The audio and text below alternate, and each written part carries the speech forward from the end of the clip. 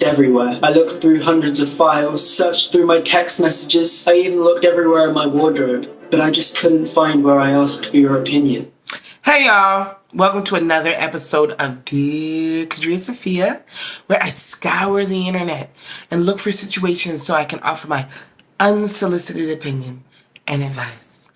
In honor of the Cooking Olympics, I am scouring the internet looking for food situations to offer my unsolicited opinion and advice.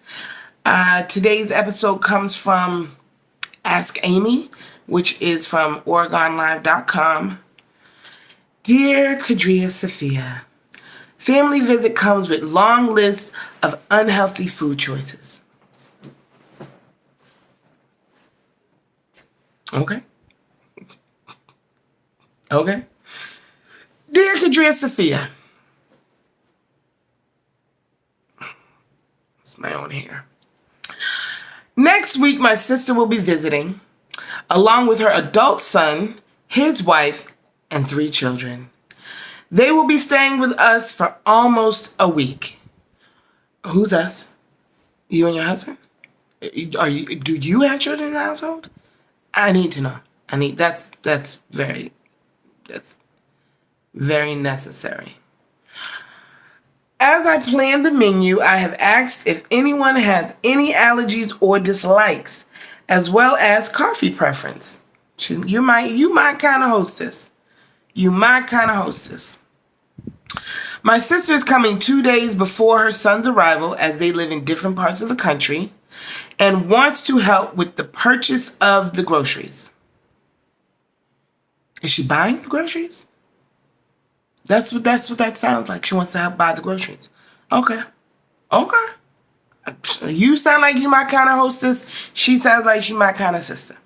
This is all so far so wonderful. She has a very detailed list of exactly what they eat when they are at home, including high sugar, high caffeine drinks for the oldest, who is 13, who lives with them half the time and whose mother feeds him high sugar food and drinks. Okay.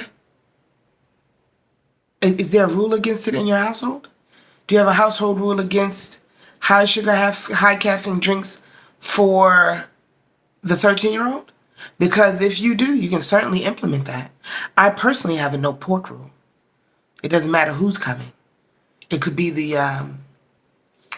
pork belly king himself. He won't be eating bacon in my house. He won't be bringing pepperoni into my house. In fact, I've had a few incidences over the years that have caused people to feel a way about me, and I don't feel any way about them feeling any way, because I have made it clear my entire life. Don't bring pork into my home. Don't bring pork into my home. There's no form of pork you should be bringing into my home. It's not slices of ham, not pepperoni, not bacon, not pork chop. Nothing is pork in this mother-loving household. And it's a violation for me. It will get you put out. Okay? With no regard for me of where you'll go. You and your pork will find. Maybe your pork is a lucky place finder, so that your bacon will guide you to the place where you will be happily welcomed, you and your bacon, but not over here. So if you have a hard fast, if you have rules against these things, implement them. If they're implemented already. Now,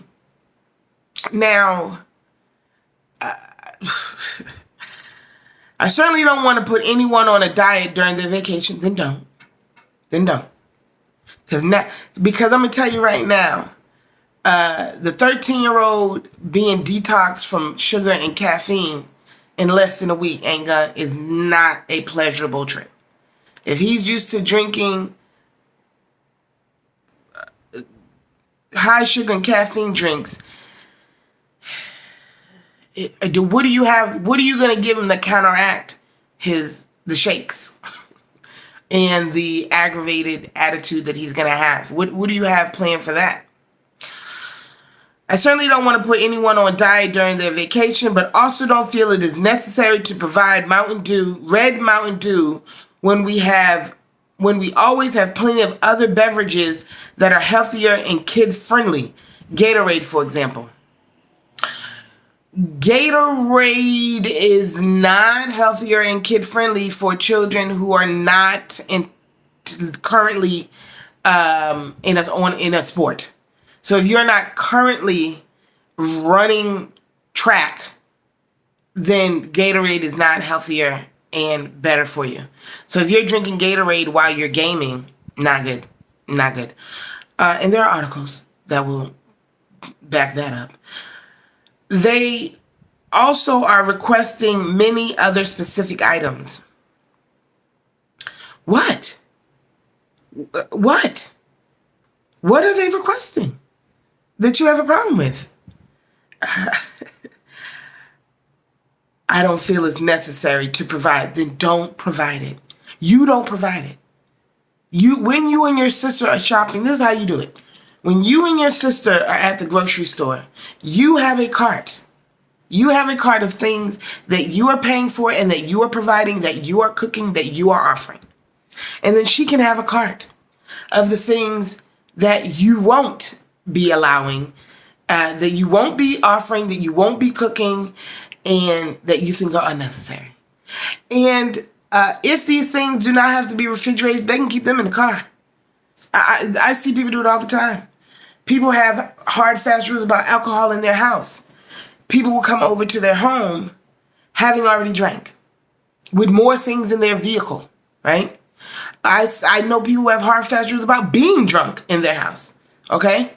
Then you can't come over here having had anything to drink and don't go drink anything and then come back in as mother lover, okay? I want to be welcoming. I want to be welcoming, have a great time, and make everyone happy. But is this a typical way to host a family? Yes, it is. It is very...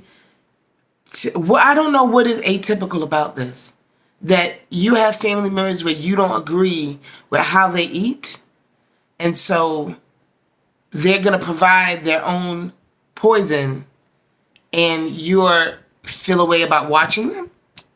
I don't know what you mean when you say, is it a typical way? We are accustomed to hosting families for cookouts. Right? Cookout is one damn day. Calm it down. And always provide a variety of healthy and typical summer fun food. So I think they may like our menu if they tried it. What is your take? They may like your menu. They may like your menu. Them liking your menu doesn't mean they don't want to have a honey bun in addition to what you gave them. Them liking your menu doesn't mean that the 13-year-old is still not addicted to red Mountain Dew. Okay? So you shop, you have your cart and you shop, and if I wish you would have told us requesting other many specific things. Tell them no. No. Grand Aunt signed Humble Hostess. Grand Aunt Humble is not buying you trash. But Grandma is welcome to buy you trash and keep that trash in the car. So, when you want a honey bun, you got to leave out the house and go into, the trunk. You got to pop the trunk for your junk. That's what you can tell your sister.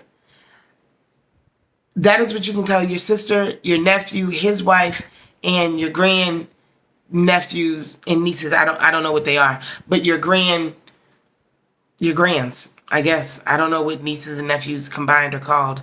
But you can let them know that we will provide for you a lovely assortment and variety of fantastical foods which you are welcome to enjoy.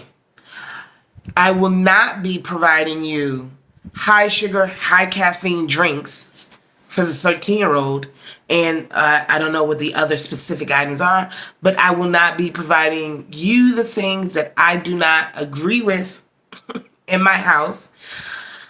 And you are welcome to enjoy them outside my house. I mean, that's as far as you can go with it. It's not really not further than you can go with it. But I'm going to tell you this. If you want to be welcoming, and you want them to have a great time for less than a week, my G, less than a week, then, and you want to make everyone happy, food, fucking with people's food is not the way to do that. Okay? It's not the way to do it. Especially on vacation. Right? I'm coming to your house and I expect to be eating fake vacation foods and you bust out, kale wraps. I'm definitely going to look at grandma, and when she offers me that honey bun, I'm going for the honey bun. So yeah, and it sounds less like this is about you being a host, and it sounds more like you disagreeing with their food habits. That's what it really sounds like. And I can tell you that being a great example is what compels people. Restricting them and being preachy or judgmental, really, is not what compels people, right? So my pork rule is not about compelling anybody. I don't really give a fuck what you eat. I just don't want that shit in my house. So them feeling welcome. You are not welcome in my house with pork. I don't want you to have a great time in my house with pork, and I don't want you to be happy in my house with pork, right? So I'm clear about my expectations of pork. And if you can't be here without you eating pork, then you just can't be here. And if you feel that way, make these things clear to your sister, your nephew, and your niece-in-law and their children, that when you come to Great Aunt Humble's house, there'll be none of the fuck shit going on here. None of it. So mentally prepare for bulgur wheat in the morning with no sugar, no fat. Well, most yogurts, no, like low fat. So you'll be having bulgur wheat and Greek yogurt, and kale wraps for lunch, and tabbouleh and falafel for dinner. I mean, and that's very okay. That's very okay. It's okay to set the standard in your household. But if your overwhelming concern is them feeling welcome, having a great time, and being happy, you may want to consider that. Maybe you can talk to your sister about what they plan on eating, and maybe you can have like a fun little challenge where you cook what they want in a healthy way, and your sister cooks what they want regularly, and you can offer it to them, and they may like some of the things you cook, they may not. But if you trying to change minds or change habits in less than a week on vacation, that seems like that is not gonna work out. Yeah. So you two just shop separately. And if you feel so deeply about it, have them leave that junky shit in the trunk, in the car. And if you feel up for the challenge, cook them the healthy hamburger helper version, right? Cook them the homemade version of whatever if they doing Kraft macaroni and cheese, cook them, your macaroni and cheese, and see if they like it. It's hard to say because you was like very, very specific guys, but then you didn't get specific. So that is my take. That is my take. Do a healthy versus